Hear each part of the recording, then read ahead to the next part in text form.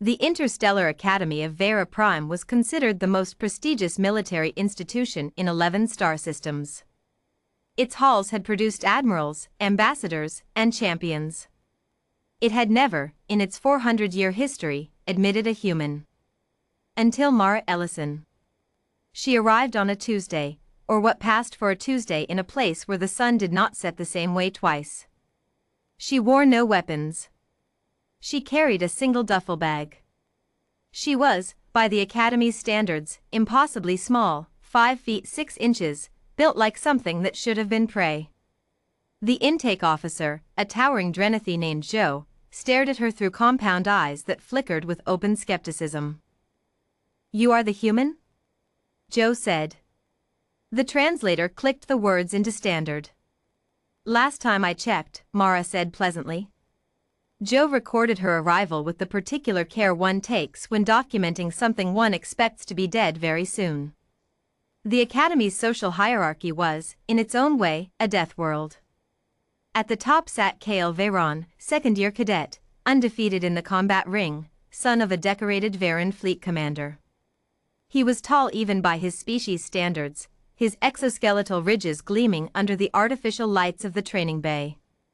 He had a voice like gravel being poured down a metal chute, and he used it constantly. He used it first on Mara during her 3rd day of orientation. She was crossing the common atrium, studying a holographic map of the campus, when his shadow fell over her.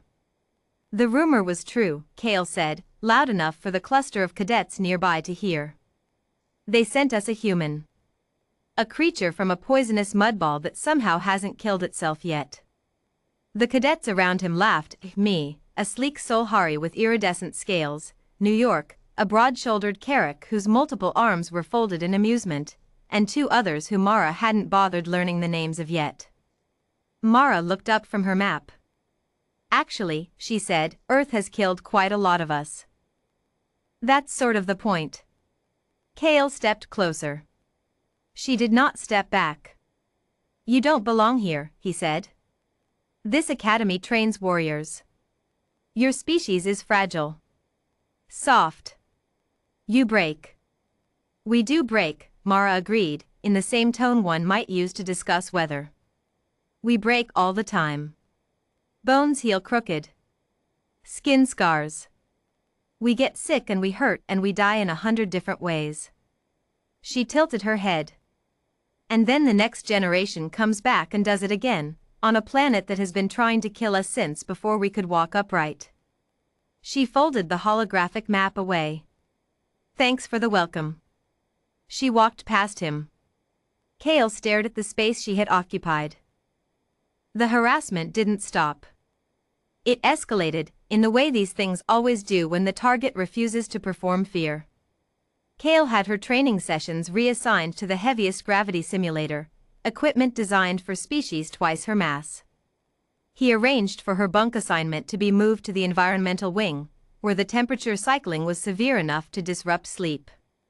Small cruelties. Bureaucratic violence. Mara adjusted. She ran the gravity simulator until her legs stopped shaking. She slept in the cold like she was camping, which she had done every summer of her childhood in the Canadian Rockies, where the temperature could drop 30 degrees before dawn and a wrong step could mean a broken ankle 3 hours from the nearest road. The Academy's medic, a soft-spoken Hessari named Day, watched her biometrics during the 3rd week of this and pulled her aside. "Your cortisol levels are remarkably stable," Day said, uncertain whether this was good or concerning. "I grew up at altitude," Mara said. "My body thinks this is normal." Day made a note. The note said, "Humans are deeply strange." The breaking point came in the 7th week, at the combat assessment. It was not optional. Every cadet, regardless of species classification, underwent a full contact evaluation against a peer of the instructor's choosing. The instructor, a veteran Drenathy named Hai, had not consulted Mara before pairing her with Cale Veyron. The observation ring filled quickly. Word had spread. Cale entered the ring with the unhurried confidence of someone who has never had reason to consider losing. He was 3 times Mara's body weight. His exoskeletal plates were rated to absorb impact forces that would liquefy her skeleton. He had been training in combat systems since he was 4 years old. He looked at her across the ring. "You can forfeit," he said. Almost kindly. "No shame in acknowledging what you are." "I know what I am," Mara said.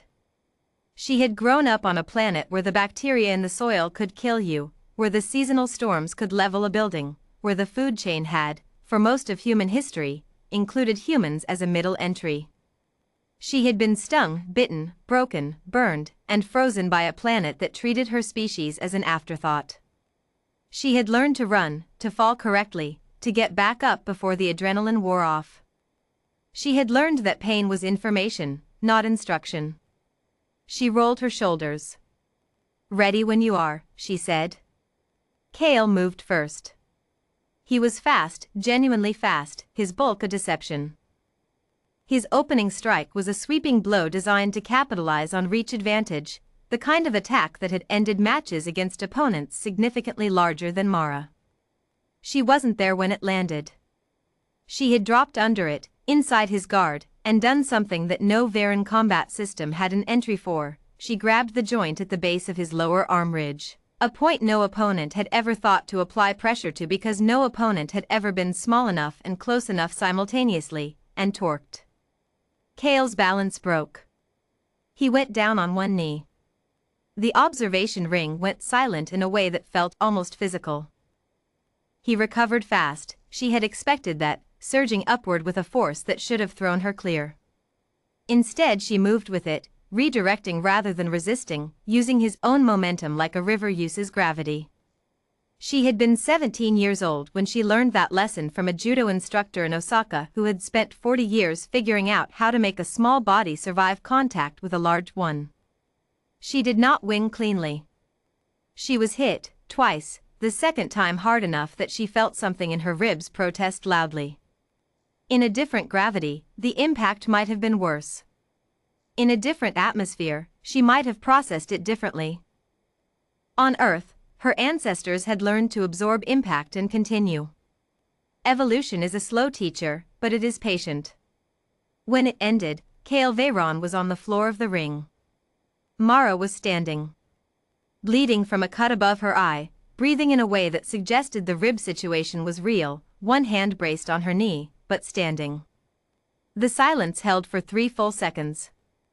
Then Hai, the instructor, spoke from the edge of the ring. The veteran's voice was controlled, but something moved behind his compound eyes. "Assessment concluded," Hai said. "Ellison. Veyron. Medical." Afterward, in the corridor outside the medical bay, Kale found her. He stood in the hallway for a moment, saying nothing. His arm was immobilized. His posture had changed, something in it had been recalibrated. "You were not what I expected," he finally said. "Nobody ever expects us," Mara said. She was holding an ice pack to her eye. "That's sort of our thing. Your species."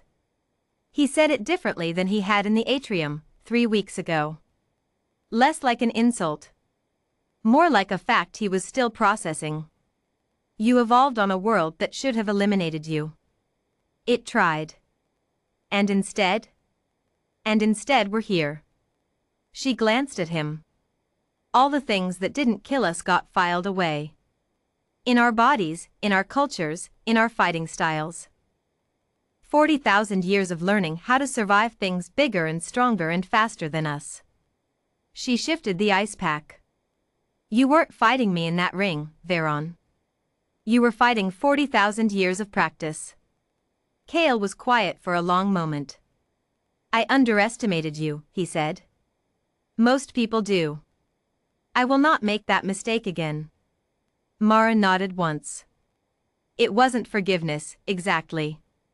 It was something more functional than that, an acknowledgement between two people who would likely share a posting someday, on some frontier neither of them could yet imagine, where the things trying to kill them would not care about the politics of an academy ring. "Good," she said. "Neither will I." In the observation bay, Wei, the academy's senior records officer, who had logged 4 centuries of cadet assessments, made a notation in the permanent file. Species: human. Classification under review. Recommendation: all combat pairing algorithms to be revised. Current models assume correlation between mass and threat assessment. This assumption does not apply. Note for incoming faculty: do not let the softness fool you. These creatures have been surviving the unsurvivable for longer than our academy has existed. They are not fragile. They are patient.